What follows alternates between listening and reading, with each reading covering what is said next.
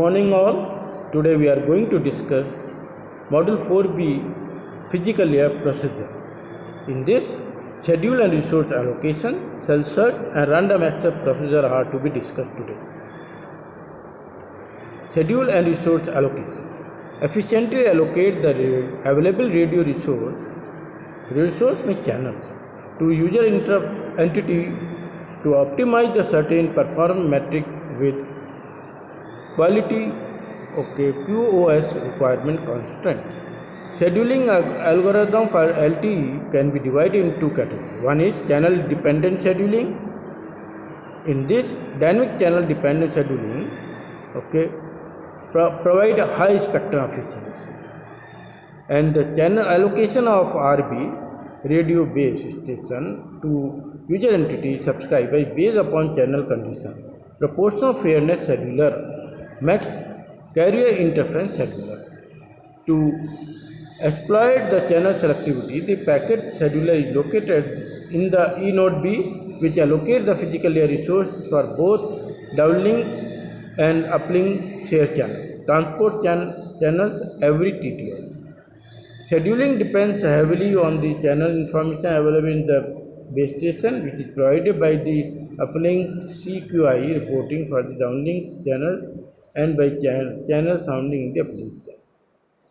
The scheduler also take account of the traffic volume and the quality of service requirement of the each user entity and the associated radio bearer.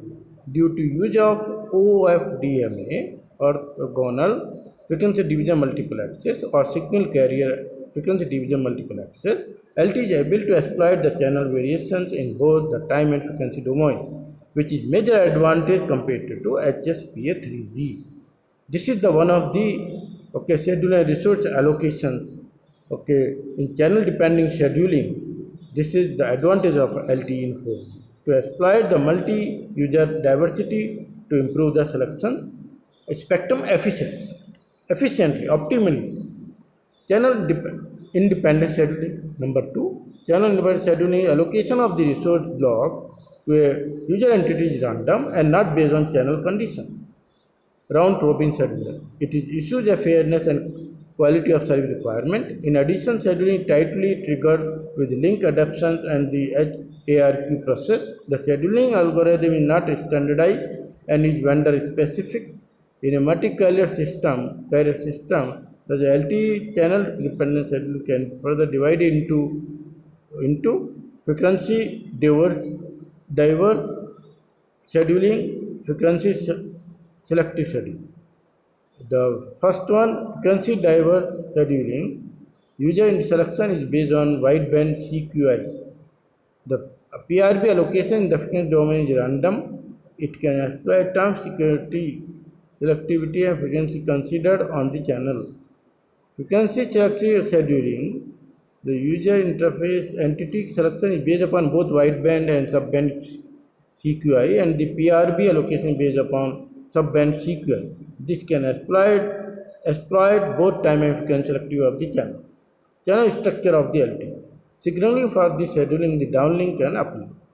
E node B, nothing but base station, we call for LTE. Scheduler dynamically controls time frequency resource are allocated to a certain user entity in both downlink and uplink. The resource assignment, including the assignment time frequency resources, the respective transmission format are conveyed through the downlink control signal. The minimized size of the radio resource can be allocated to a user entity correspond to the two resource block, which is 1 millisecond duration in the time of domain or 180 kilohertz in the frequency domain. Means type 2 it is 1 millisecond.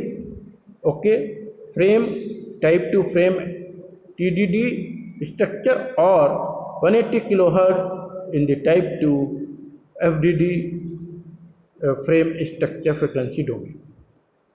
Signaling for downlink scheduling. Both localized and distributed resource allocation are supported in the downlink, while in the uplink, user entity are always assigned continuous resources. In addition, there is strict constraint on the user entity transmit power in the uplink. Signaling for the downlink scheduling. We have to discuss now. Uplink we have already discussed. The channel state information CSI at the base station for the downlink schedule is obtained from CQI reporting from user enter. Based upon the CQI and base station dynamically relocated resource user entity at each TTI. As user entity always monitor the physical downlink control channels for possible allocation and report PDCs with CRC. User entity shall decode the PDCS and any corresponding PDSS share channels, physical downlink share channel according to the respective combinations defined in table, next table. Cell search. What do you mean by aim? Acquire frequency and symbol synchronization to a cell. Okay, it is subscriber area which is allocated to subscriber. Okay, where the subscriber area is being used by the each base station. E node B we are calling in LTE. There every distance of the area of subscriber area, okay, server area, server service area, we are divided into cluster divided into, okay, cells. So how to search, that is we have discussed now. Acquire frequency and symbol synchronization to a cell. Acquired frame timing of the cell is determine the state of the downlink frame. Determine the physical layer cell identity of the cell. Two special signals are transmitted on the LTE downlink from the base station. Okay. What is that? Primary synchronized signal and secondary synchronization signal, which is given below. Cell search continuations. Procedure step 1. User entity detect the symbol timing and cell ID index ID 2 from the primary synchronization signal. Then achieve through the match filtering between the received signal and the primary synchronized sequence. Third, the three orthogonal sequences defined for the primary synchronized signal and the cell ID index, okay, can be detected by identifying the received sequence. Frequency and time synchronization can be performed based upon primary synchronization signal.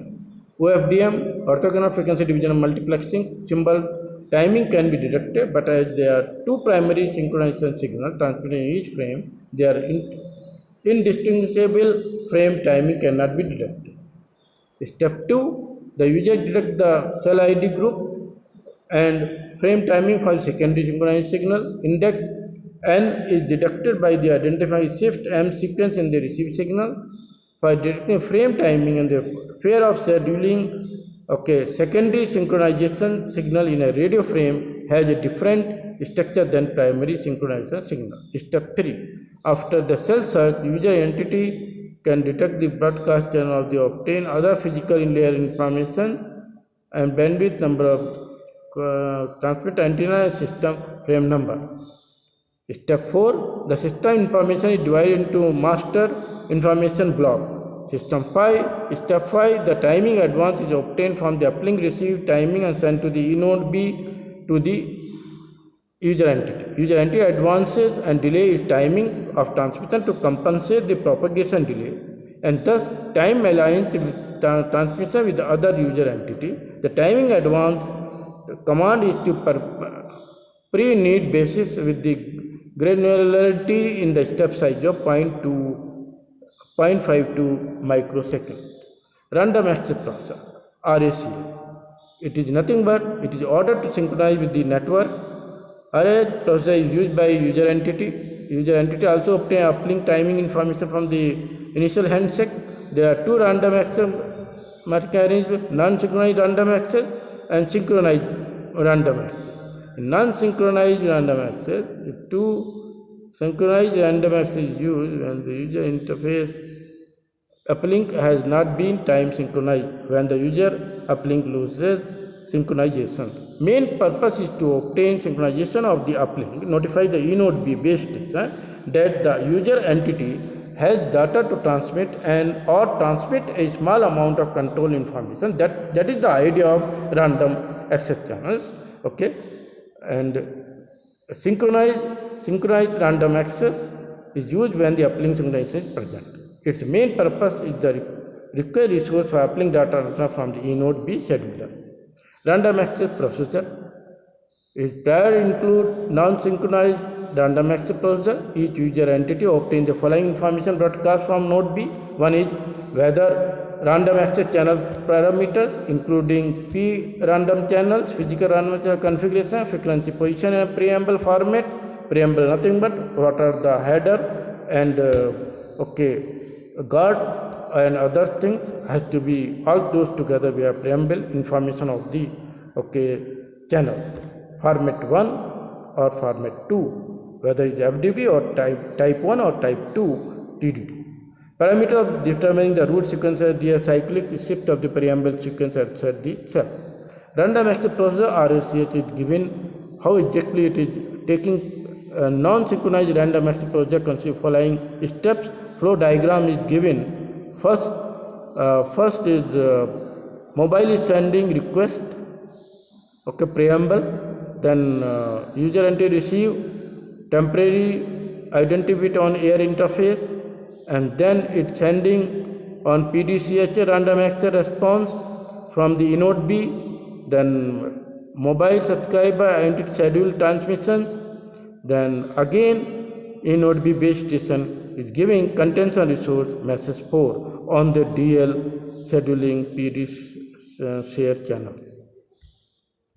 Random access procedure, multiple transmit randomly selected random access code to inode B, conduct the multi-user detection process and allocate resource to detector. 3. What we have told in the flowchart diagram, user transmit detailed information using allocated resource. 4. The inode B transmit the contents and resolution message DL share channels. When the previous steps are finished successfully, the inode B and each user initiate data communication. Random access, this is given, same 4 steps are given in the diagram. That's all. It is end of the my today video.